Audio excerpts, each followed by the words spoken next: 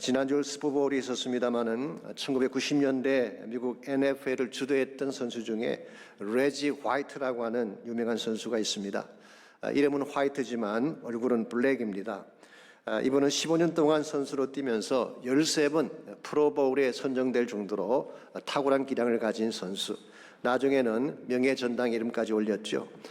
그랜베이 패커스라는 팀에서 6년간을 뛰면서 1997년도에 슈퍼볼의 우승을 하는데 결정적 역할을 했습니다.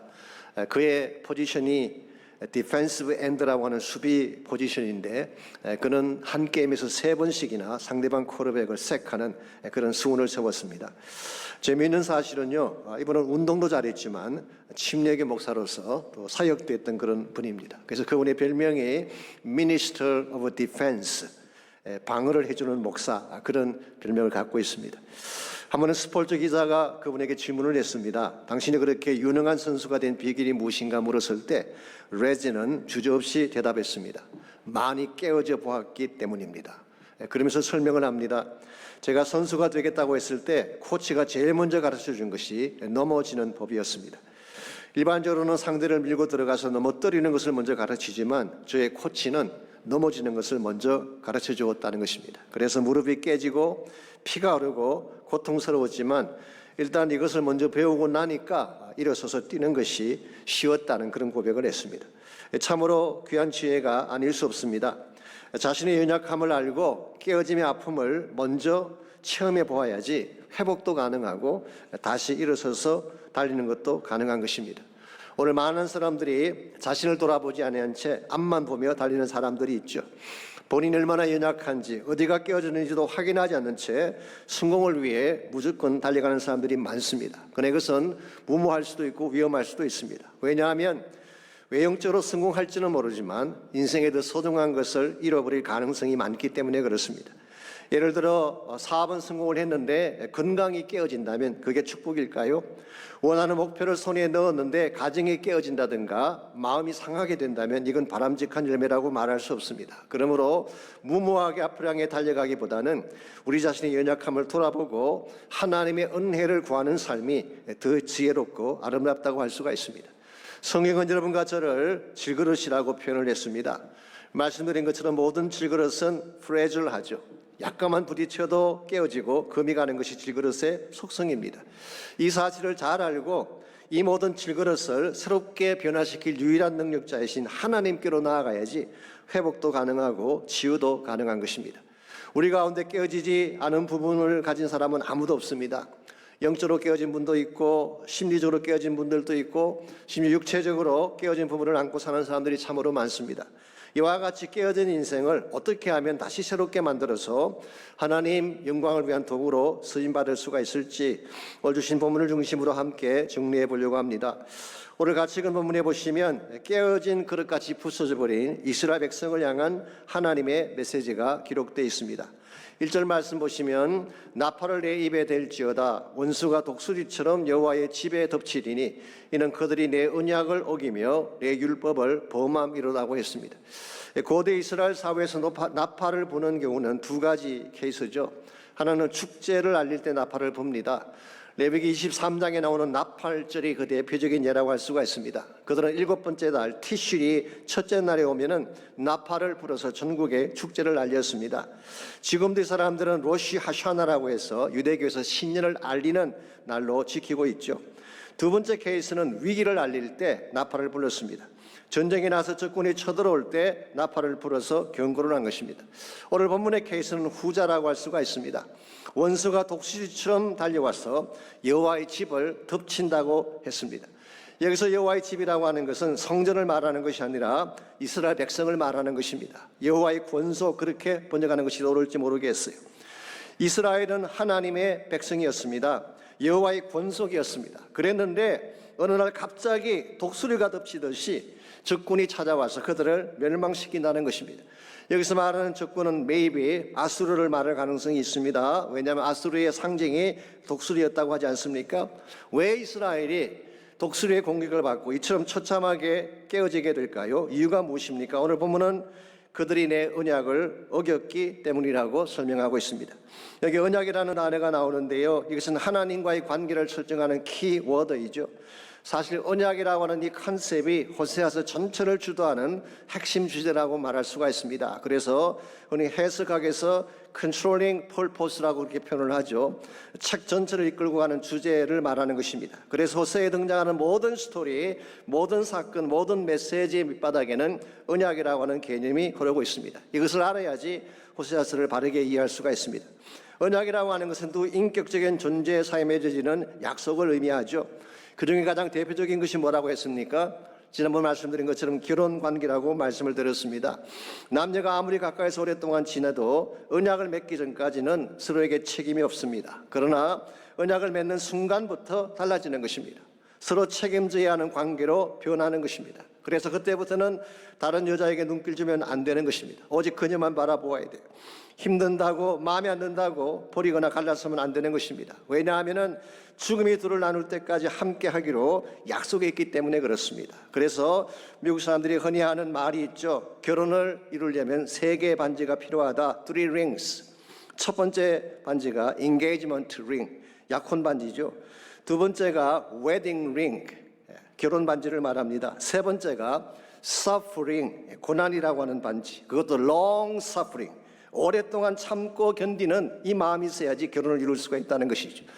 우리가 조금 힘들다고 관계를 깨어버리고 언약을 깨뜨리게 되면 우리 자신도 상처를 입게 되지만 언약을 통해 누릴 수 있는 모든 것들을 다 쏟아버리게 되는 것입니다. 오늘 본문에 나오는 이스라엘이 바로 이와 같은 잘못을 범하는 것입니다. 사실 하나님은 이스라엘 백성을 많은 민족 중에서 뽑아서 하나님 백성으로 삼으셨어요. 그래서 체결한 것이 언약이죠. 원천적으로는 아브라함을 불러서 아브라함과 언약을 체결했습니다마는 나중에 출애굽한 후에는 시내산 밑에서 그들과 언약을 체결을 하고 그들을 제사장 나라로 삼았습니다. 그리고 나서 다른 민족에게 주지 아니한 특별한 축복들을 이스라엘 백성들에게 안겨주셨어요. 율법을 주셨죠. 성막을 허락해 주셨죠. 하나님 자신의 임재를 그런 가운데 주셨어요. 이와 같이 하나님은 다른 민족에게 주지 않은 특별한 축복들을 그들에게 안겨주었기 때문에 신명기 43장 29절은 그들이 받은 축복을 다음과 같이 묘사하고 있습니다. 이스라엘이여 너는 행복한 사람이로다. 여호와의 구원을 너같이 얻은 백성이 누구냐? 그는 너를 돕는 방패시요 내 영광의 칼이시로다. 내 대적이 내게 복종하리니 내가 그들의 높은 곳을 밟으리라고 하겠어요.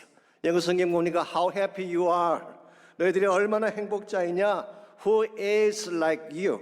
너희들처럼 행복한 민족이 어디 있느냐. 그렇게 표현을 했어요. 이와 같이 하나님은 그들을 복되게 만들고 존귀하게 만들었는데 이 백성이 하나님의 언약을 깨뜨려버린 것입니다.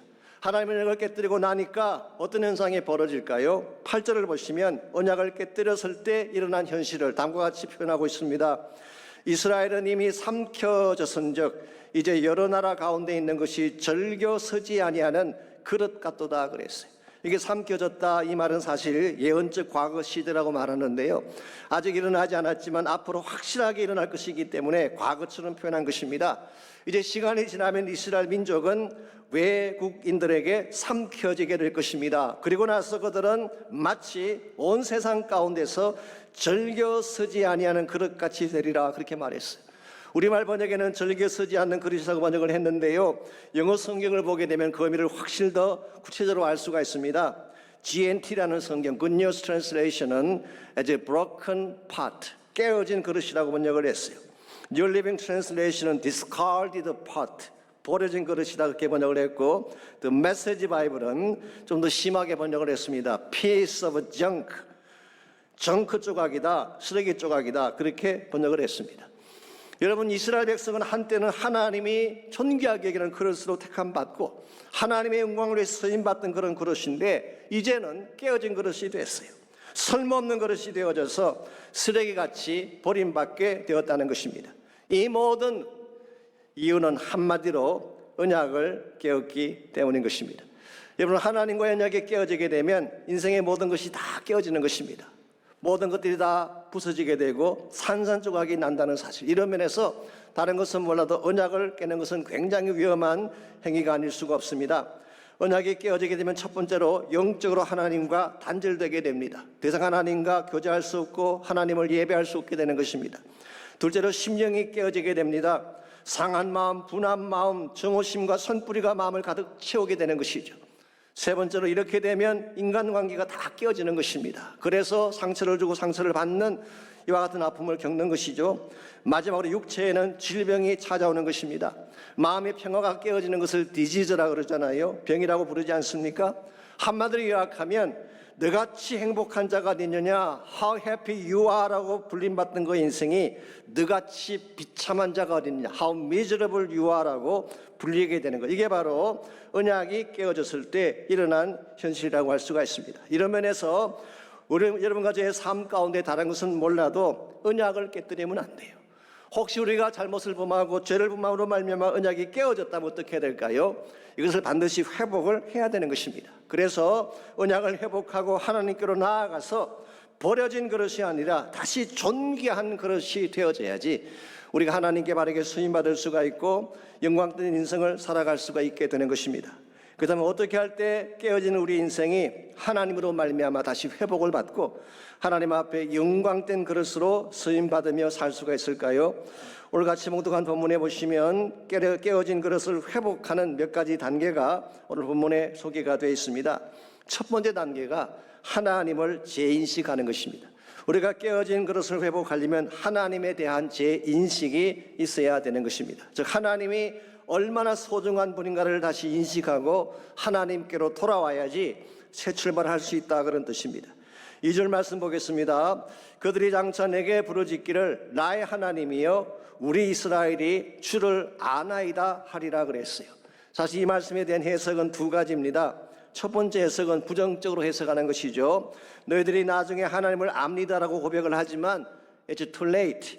그런 입술만의 고백으로 충분하지 않다, 그렇게 보는 해석이 하나 있습니다. 그러나 또 한 가지 해석은 그들이 나중에 진짜 하나님께로 돌아와서 하나님을 고백한다고 해석을 하는 것입니다. 그래서 장차라는 표현을 쓴 것입니다. 이게 장차라고 하는 것은 지금이 아니라 미래의 어느 날을 강조하는 말이죠.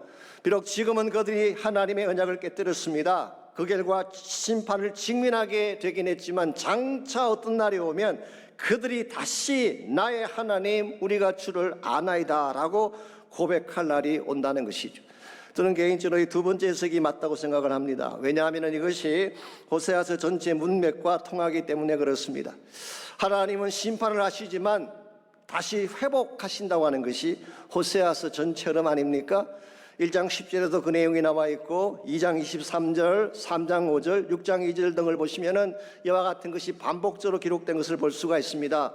그래서 많은 영어 성경들은 오늘 이 본문을 My God, we acknowledge you.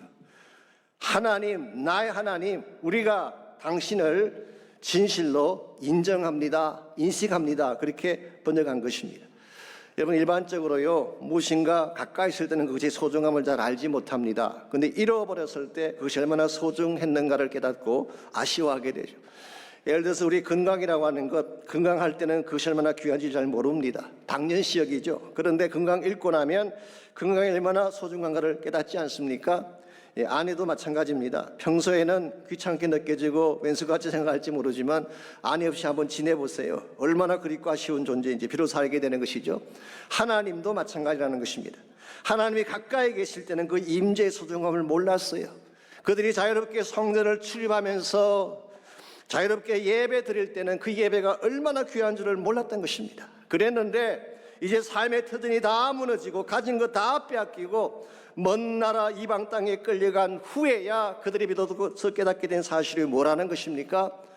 주 떠나가시면 아무것도 아니구나. 그때서야 비로소 We acknowledge you. 이제 우리가 당신을 인정합니다, 당신을 고백합니다, 그렇게 말한다는 것입니다. 사실은 이스라엘 백성이 그동안 하나님 없이도 살 수 있다고 착각을 했던 것 같습니다. 그래서 그들은 자기들 마음대로 왕들도 세우고 우상도 만들어 섬긴 것이죠. 그랬는데 4절을 보시면요, 그들이 세웠던 왕정이 다 붕괴가 되고 은과 금으로 만들었던 우상이 다 파괴되리라고 했습니다. 5절과 6절 말씀 보시게 되면 사마리아가 세웠던 송아지가 산산조각이 날 것이다, 그렇게 말씀했어요.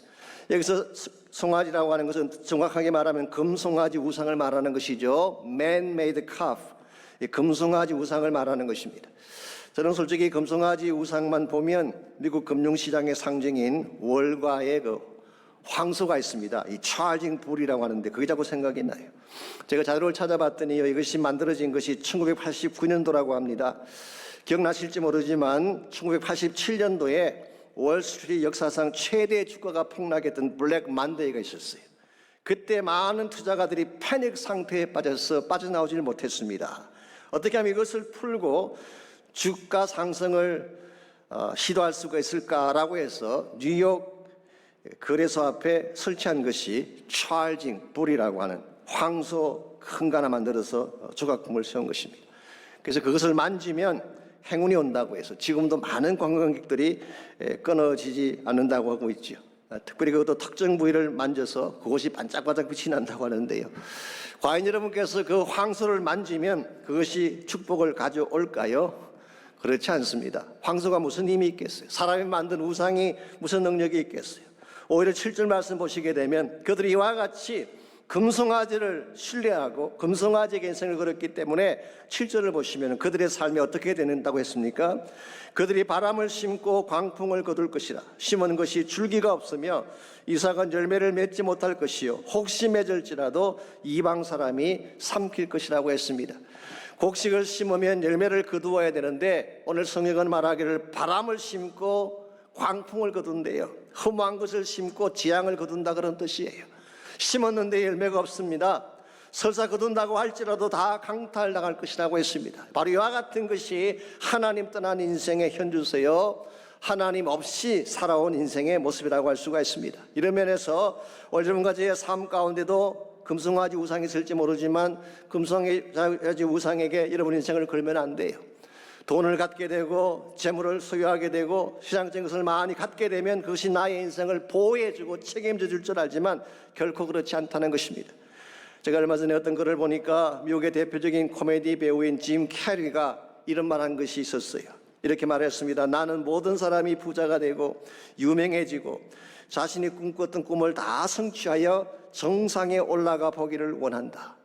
왜냐하면 그래야 그것이 행복의 담이 아님을 깨달을 수 있기 때문에. I wish everybody get rich and famous. Do everything they dreamed of. 나는 모든 사람이 다 부자가 되고 유명해지고 그들의 꿈을 다 성취하기를 원한다. So that they can see it's not the answer. 그때서야 비로소 그것이 답이 아니라는 것을 알 것이기 때문에.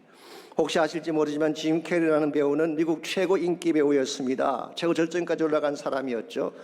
그가 소유한 자산만 1억 8천만 불이 넘습니다. 그럼에도 불구하고 금송아지가 인생의 답이 아니라고 말한 것입니다. 실제로 짐 캐리는 본인은 사람을 웃기는 코미디언임에도 불구하고 정작 자신은 프로잭이라고 하는 우울증 약을 먹지 않으면 잠을 이루지 못하는 우울증 환자로 알려져 있습니다.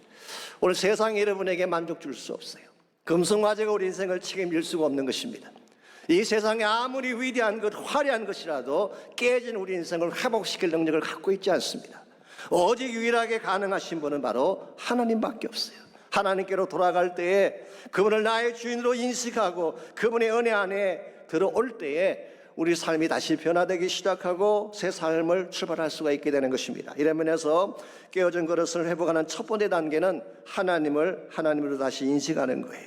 두 번째는 영성의 변화가 필요합니다. 영성의 변화. 여러분, 하나님과의 관계가 깨어지게 되면 영적인 취향이 바뀌는 것 혹시 아세요? 하나님이 좋아하시는 것이 싫어지게 돼요. 그리고 반대로 세상이 좋아하는 것을 좋아하게 되는, 이게 영적 취향이 변하는 것입니다. 오늘 여러분과 저의 삶 가운데 이 잘못된 삐뚤어진 영적 취향을 바꾸지 아니하면 진정한 차원의 회복을 이룰 수가 없다는 뜻입니다. 3절 말씀 보시기 바랍니다. 하나님과의 언약이 깨어지고 나니까 이스라엘의 영적 취향이 어떻게 변했는지가 나와 있어요. 이스라엘이 이미 선을 버렸으니 원수가 그를 따를 것이라고 했습니다. 옛날 성경인 개역 한글에서는 이스라엘이 선을 싫어했다 그렇게 번역을 했어요. 싫어했으니까 물론 버렸겠죠. 여러분, 여기서 선이라고 하는 이 말은 굉장히 포괄적인 것입니다. 하나님께 속한 건 다 선한 것이에요. 진리, 정의, 거룩, 사랑, 섬김, 베품, 예배, 기도 이 모든 것들을 다 선이라고 말하고 있어요. 더 정확하게 말하면 하나님 자체가 선이시죠. 그런데 언약이 깨어지고 나면 하나님께 속한 이 모든 것들이 다 싫어진다는 거예요. 왜 그럴까요? 하나님과 관계가 깨어지게 되면 그때부터 우리 심령 가운데 육체의 소욕이 지배하기 시작하기 때문에 그런 것입니다. 그래서 내 안에 육체적인 소욕이 나의 마음을 다스리게 되면 하나님의 것이 싫어지기 시작해요. 영적인 것이 거북하고 부담스럽고 피하고 싶어지게 되는 것입니다. 그래서 사도 바울은 갈라디아서 5장 17절에서 육체의 소욕은 성령을 거스리고 성령은 육체를 거스린다는 말씀을 하셨어요. 육체의 소욕과 성령은 서로 상반되는 본성을 가지고 있다, 그런 뜻이에요. 그러므로 오늘 여러분과 제 마음 가운데에 참된 차원의 변화가 일어나려면 단순히 겉모양만 바꿔서는 충분하지가 않습니다. 단순히 노력한다든가 의지력을 가지고 애쓴다고 되는 게 아니에요. 내 안에 육신의 소욕이 아니라 성령이 다스리게 할 때에 그때 우리 마음의 진정한 변화가 시작이 되는 것입니다. 오늘 여러분과 제가 누군가를 사랑하게 되면 그 사람이 하는 모든 것들이 다 좋아 보이게 돼요. 그렇잖아요. 아내나 남편을 사랑하게 되면 뭘 해도 다 예뻐 보이잖아요. 근데 관계가 깨어지면 어떻게 되나요? 모든 게 다 믿게 보이는 것입니다. 시댁을 싫어하면 시금치도 안 먹는다 그러잖아요. 시자가 들어가는 건 다 싫으니까. 하나님과의 관계도 마찬가지입니다. 하나님과의 관계가 깨어지게 되면 영적인 것이 싫어지기 시작하고 하나님과 같이 가는 것이 부담스럽게 되는 것입니다. 그래서 실제로 성도들 가운데 보게 되면 뭐 놀고 먹는 이야기 할 때는 눈이 반짝반짝거리다가 기도하자, 예배드리자 그러면 갑자기 얼굴이 어두워지고 심지어 경기를 일으키는 그런 분들이 있어요. 왜 그럴까요? 마음 중심에 육신의 소욕이 가득 차 있기 때문에 영적인 것이 싫은 것입니다. 성령의 사람은 그렇지 않아요. 성령의 사람은 죄 짓는 것이 불편합니다. 세상 가운데 가면서 악을 행하는 것이 불편해요. 선교하지 않고 기도하지 않고 예배 드리지 않으면 마음에 견딜 수 없는 고통이 찾아오는 것입니다. 왜 그럴까요? 성령이 그 마음을 지배하고 있기 때문에 그런 것입니다. 저는 여러분의 마음 중심에 성령이 다스리는 심령이 되시기를 바랍니다. 성령이 다스릴 때에 하나님이 기뻐하는 모든 것이 나의 기쁨이 되는 것입니다. 이전엔 세상 나게 기뻤지만 지금 나의 기쁨은 오직 예수 한 분뿐이라고 찬양하게 되는 이유가 내 안에 성령께서 지배할 때 일어나는 사건이에요. 갈라디아서 5장 19절에서 23절은 성령이 지배했을 때 일어날 현상을 이렇게 묘사합니다. 성령이 지배하게 되면 음행이 떠나갑니다. 더러운 것, 분쟁, 시기, 당짓는 것, 술 취함, 방탕함 이 모든 것이 다 떠나가고 그 대신 사랑과 희락과 화평과 오래 참음과 자비와 양승과 충성과 온유와 절제가 우리 마음에 가득 차게 된다고 했어요. 이걸 우리는 흔히 성령의 열매라고 부르고 있죠. 우리의 마음속에 성령이 지배함으로 말미암아 성령의 열매가 가득 차게 될 때에 어떠한 상처도 이길 수 있게 되고 어떠한 선뿌리도 도려내게 되고 결과적으로 우리는 깨어진 인생을 건강한 인생으로 바꿀 수 있게 되는 것입니다. 이런 의미에서 우리 마음에 무엇을 품고 사느냐가 참으로 중요합니다. 여러분이 출애굽기를 쭉 읽어보시면요, 재미있는 사실 하나를 발견할 수가 있습니다. 모세는 40년 동안 애굽에서 살면서 애굽의 최고의 문화, 최고의 지성, 최고의 영화를 다 누려본 그런 사람이에요. 그렇죠? 40년 동안 왕자로 살았으니까. 그런데 단 한 번도 모세는 애굽으로 돌아가자고 말한 적이 없었어요. 그런데 이스라엘 백성은요, 애굽에 살면서 저 밑바닥에서 노예처럼 노동했습니다. 제대로 먹지도 못하고 대우도 받지 못하고 그냥 채찍 맞으며 두들겨 맞으며 그렇게 겨우겨우 살았어요. 그랬는데 이스라엘 백성은 틈만 나면 애굽으로 돌아가자고 주장을 했어요. 왜 그랬을까요? 여러분 이상하지 않습니까? 진짜 애굽의 영화를 다 맛본 모세는 한 번도 돌아가자고 말하지 않는데 고생고생하며 살아왔던 노예로 살아왔던 그 사람들은 애굽으로 돌아가자고 하니 이게 이상하지 않습니까? 여러분 모세가 애굽을 그리워하지 않는 이유는 딱 한 가지 이유 때문이에요. 그는 시내산 아래서 타지 않는 불꽃 앞에서 하나님을 경험했기 때문에. 여러분과 제가 하나님을 체험하고 나면 애굽이 시시하게 보이는 것입니다. 하나님을 경험하고 나면 영적 취향의 변화가 일어나요. 하나님 만나고 성령 체험하고 나면 세상 즐거움이 시시해집니다. 세상 것으로는 차지가 않는 것입니다. 그런데 하나님을 품지 아니하고 세상을 품고 사는 사람은 어떤 상황이 있을지라도 애굽을 그리워하고 세상을 그리워하게 되는 거예요. 이런 의미에서 우리 마음 중심에 무엇을 품고 사느냐가 참으로 중요합니다. 이 시간 여러분의 마음의 중심을 한번 체크해 보십시오. 여러분 마음속에 세상이 자리 잡고 있는지, 성령께서 자리 잡고 계신지, 우리의 삶이 진정 변화를 받고 참된 능력 가운데 살기를 소원한다면 성령이 우리 마음 중심에 계시하는 것입니다. 세상 능력이 아니라 성령의 능력이 나를 지배하고 내 삶을 주관하기 시작할 때에 여러분은 새로운 능력을 행사하게 되고 변화를 경험하게 되고 상실했던 기쁨과 축복을 다시 회복하게 되는 것입니다. 이런 의미에서 깨진 우리 인생이 회복되기를 원한다면 1차적으로 하나님의 하나님 되심을 인정하고 먼저 그분의 사랑으로 돌아가는 것이 필요합니다. 두 번째는 성령의 능력을 통하여서 내적인 변화, 영적인 변화를 추구해야 되는 것입니다. 마지막 세 번째로 필요한 것이 재창조의 삶입니다. 참으로 우리의 깨어진 그릇이 하나님 영광에 쓰임 받으려면 우리가 다시 비전받고 재창조되어져야 된다, 그런 뜻입니다. 10절 말씀 보겠습니다. 저희가 열방 사람에게 값을 주었을지라도 이제 내가 저희를 모으리니 저희가 모든 방백의 임금에 지어진 짐을 인하여서 쇠하기 시작하리라. 여기 저희가 열방 사람에게 값을 주었다 그랬는데 이 말은 쉽게 표현하면 이스라엘이 조공을 바쳤다, 그런 뜻이에요. 나라가 약해지든지 망하게 되면 강대 국가에게 조공을 바치지 않습니까? 실제로 열왕기하 15장 17절에서 20절을 보시면은 이스라엘 왕 머나헴이 아스로 왕의 선처를 구하면서 뇌물을 바친 기록이 나오고 있습니다.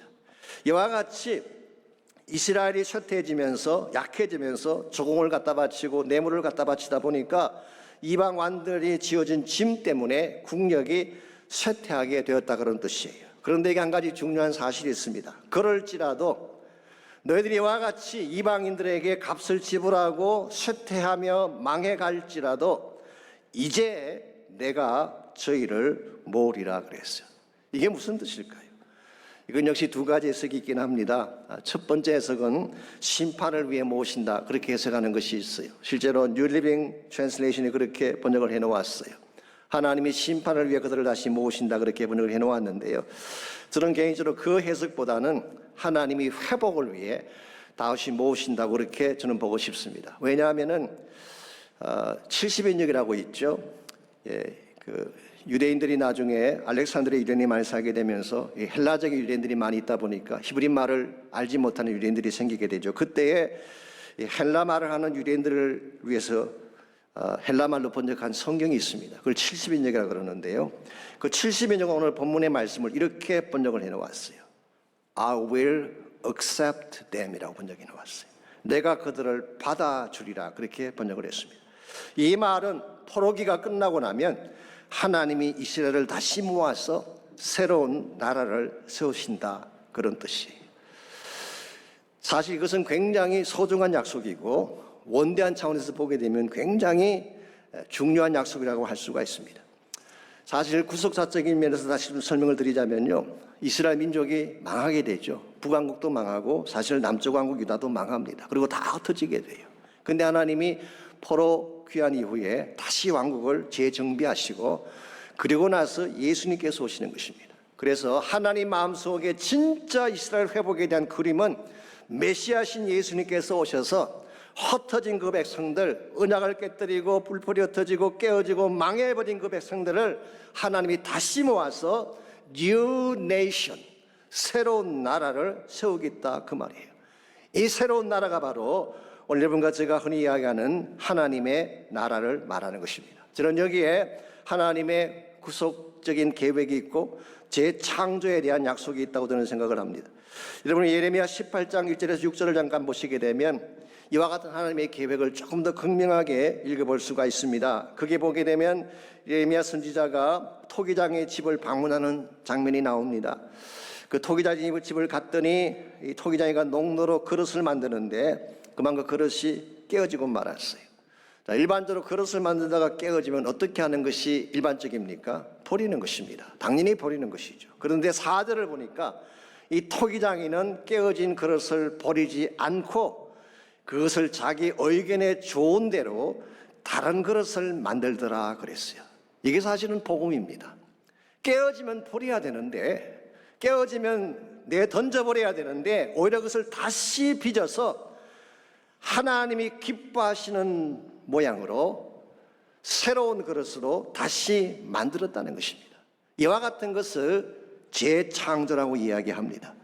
사도 요한은 이것을 거듭났다, born again 그렇게 표현하기도 했고, 사도 바울은 고린도서 5장 17절에서 이것을 new creature, 새 피조물이라 그렇게 표현한 것입니다. 이런 면에서 여러분과 제가 하나님 만난 이후에 구원받았다고 하는 것은요, 단순히 삶이 좀 개조된 것을 말하는 것이 아닙니다.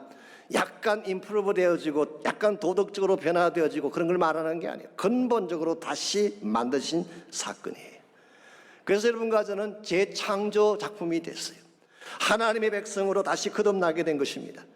성령은 우리가 망가졌지만 깨어졌지만 하나님은 버리지 아니하고 하나님의 극명하신 은혜로 우리를 다시 빚으셔서 하나님이 기뻐하는 새로운 창조물을 만드셨는데, 여기서 끝나면 안 된다는 것입니다. 그 다음 더 중요한 사실 하나 더 있어요. 그게 예레미야 18장 6절입니다. 이스라엘 족속아, 이 토기장이가 하는 것 같이 내가 능히 너에게 행하지 못하겠느냐. 이스라엘 족속아, 진흙이 토기장의 손에 있음 같이 너희가 내 손에 있느니라.